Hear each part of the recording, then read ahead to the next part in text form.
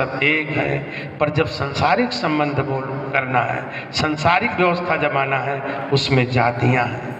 राजपूत की शादी राजपूत में होना चाहिए, पाटीदार की पाटीदार में, चमार की चमार में, भंगी की भंगी में, गुजर की गुजर में, सबकी अपनी अपनी। पर जब हम धार्मिक स्थान पे बैठते हैं, पूजन के स्थान में बैठते हैं, सबका मालिक एक परमात्मा है। उस पूजन ईश्वर की आराधना में हम सब एक हैं। उस परमात्मा के बेटा हम सभी एक हैं। ईश्वर के लिए हम अलग अलग नहीं हो सकते हैं। मैं निवेदन कर रहा हूं तुम लोगों से, आज बता रहे हैं जड़ भरत रहुगण को मैं सम्मान करता हूं राजा कि आप ब्रह्म ज्ञान के लिए तेरे अंदर भाव तो जगा कम से कम। पर जिस रास्ते से तू जा रहा है तुझे ब्रह्म ज्ञान नहीं मिलेगा। ये अहंकार है कि मैं राजा हूं, पैसे वाला हूं, पद वाला हूं, तुझे ब्रह्म ज्ञान नहीं मिलेगा। ब्रह्म ज्ञान मिलता है शून्यता में, बिल्कुल शून्य बन जाओ, प्रेमी बन जाओ, बस मिलेगा। जीवन में आप प्रेमी बने और परमात्मा के प्यारे बन जाओगे। ईश्वर आपका होगा। उसी समय जड़ रहुगण को शंका हो गई कि शायद ये कपिल तो नहीं मिल गए जिनसे मैं ब्रह्म ज्ञान लेने आता।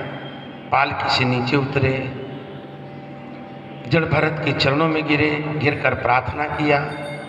बहुत सी प्रार्थना करते हैं। उसी समय प्रश्न किया, महाराज जड़ भरत उसको ब्रह्म ज्ञान दिया, नाना प्रकार के उत्तर दिए, भगवत चर्चा सुनाई। महाराज जड़ भरत का पूजन किया और रहुगण भी मुक्त हुआ। मेरा निवेदन है आप ये न समझना कि हमें एक बार में ब्रह्म ज्ञान मिल जाए, प्रभु की अनुभूति हो जाए। आप धीरे धीरे धीरे साधक बनते जाओ। आपके जीवन में ऐसी अनुभूति आएगी, ऐसी अनुभूति जीवन में आएगी कि आप उस ब्रह्म ज्ञान को आप पी लोगे। ब्रह्म ज्ञान की चर्चा आपके जीवन में समाहित होने लगेगी जब आप साधक उस स्थिति में बनोगे। इसके बाद सुखदेव जी राजन परीक्षित को भरतवंशीय राजाओं में गए के चरित्र को सुनाया, भूगोल खगोल का ज्ञान कराया, जम्बूद्वीप का वर्णन किया, 28 नरकों के विषय में। अभी अपन को आज कृष्ण जन्म भी करना है, क्यों?